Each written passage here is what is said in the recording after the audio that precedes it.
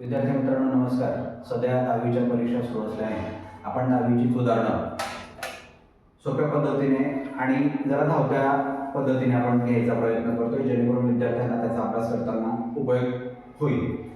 आता ही दोन उदाहरणं सायमल्टेनियस मेथडने जर सोडवायची असतील तर सरळ सरळ ज्या ज्या ठिकाणी एकदा धन एकदा ऋण अशी पद्धत जर असेल तर त्या दोन समीकरणांना बाकी कोणत्याही पद्धतीचा वापर न करता समीकरण नंबर 2 मध्ये असलेली वाईचा कोएफिशियंट जो असेल, सहगुणक जो असेल, त्याने या पूर्ण समीकरणाला आणि इथल्या पहिल्या समीकरणाच्या वायच्या सहगुणकाने दुसऱ्या पूर्ण समीकरणाला सरळ सरळ गुणून टाका, जेणेकरून एक धन आणि एक ऋण संख्या त्या ठिकाणी आपल्याला मिळणार आहे. तर मी इथे काय करतो, समीकरण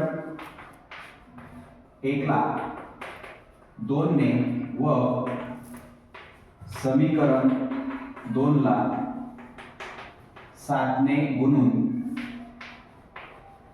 आपण ज्या क्रिया करतोय त्या आपल्याला अशा वाक्यामध्ये मांडायच्या, जेणेकरून उदाहरण आपलं व्यवस्थितरित्या त्या ठिकाणी प्रेझेंट होणार आहे पेपरमध्ये. आता या समीकरण नंबर 1 ला आपल्याला 2 ने गुणायचं आहे. बघा इथे 2x येईल अधिक बेसत्त 14y आणि बेदाहो 20, याला देऊ आपण समीकरण नंबर 3. लक्षात घ्या, समीकरण नंबर 1 आपण 3 मध्ये रूपांतरित केलेलं आहे. त्यानंतर समीकरण नंबर 2 ला आपल्याला 7 ने गुणायचं आहे. 7 त्रिक 21, 21x वजा 7 दून 14y बरोबर 7 7 49, समीकरण नंबर 4. समीकरण नंबर 1 ला रूपांतरित केलं 3 मध्ये आणि समीकरण नंबर 2 ला रूपांतरित केलं आपण समीकरण 4 मध्ये. आता समीकरण नंबर 3 व 4 यांची बेरीज करू.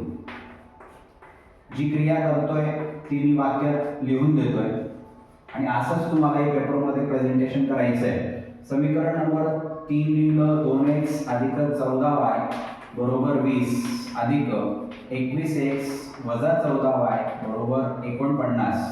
बघा इथं धन 14 आणि ऋण 14 कॅन्सल होतील किंवा त्याची किंमत 0 येईल. 21 अधिक 2 23x बरोबर 4 अधिक 2 6. आता 23x ची किंमत आपल्याला मिळाली 69. 23 आणि x याच्यामध्ये गुणाकाराची क्रिया होते आहे. हा 23 गुणिले आहे, पक्षांतर होताना तो भागिले होईल. x बरोबर 69 भागिले 23. x बरोबर 23 एक 23, 23 त्रिक 69 अशी क्रिया त्या ठिकाणी करून दाखवा, म्हणजे तुम्हाला पूर्ण मार्क्स मिळतील. x ची किंमत मिळाली तुम्हाला 3. आलेल्या x च्या उत्तराला बॉक्स करा, म्हणजे ते उठून दिसेल आणि पुन्हा चेक करणाऱ्याला ते लगेच कळेल. आता x ची किंमत या समीकरणात, या उदाहरणात जेवढी समीकरणं आहेत 1 2 3 4 त्याच्यापैकी तुम्हाला जे सोपं वाटतंय त्याच्यात ती x ची किंमत ठेवून आपल्याला y ची किंमत शोधायची आहे. मी आता समीकरण नंबर 1 मध्ये ही x ची किंमत ठेवतो, समीकरण 1 मध्ये ठेवून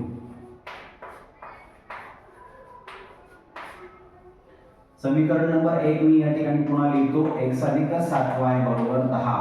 x च्या ऐवजी मला इथे 3 लिहायचं आहे. 7y बरोबर 10. 7y जिथे फक्त अंक आहे त्या अंकाला तुम्हाला पक्षांतर करायचं आहे. हा धन आहे, जाताना तो ऋण होईल. 10 वजा 3, 7y ची किंमत मिळाली 7. 10 वजा 3 चं उत्तर किती येतं? 7 येतं. आता y ची किंमत काढायची आहे, जसं मी या ठिकाणी बोललो होतो तसंच 7 आणि y मध्ये गुणाकाराची क्रिया आहे. 7चं पक्षांतर होताना तो भागिले होईल. 7 भागिले 7, y ची किंमत मिळेल आपल्याला 1. 7 एकी 7, 7 एकी 7, y ची किंमत मिळाली 1. उदाहरण इथेच संपत नाही, शेवटची जी ओळ आहे ती महत्त्वाची आहे. इथं लिहिताना असं लिहा x and y is equal to. मी जर इथे x and y लिहिलंय तर अगोदर x चीच किंमत लिहा. 3 आणि 1 हे झालं तुमचं उत्तर. या पद्धतीने तुम्हाला ह्या उदाहरणांचा सराव नक्कीच करायचा आहे. धन्यवाद.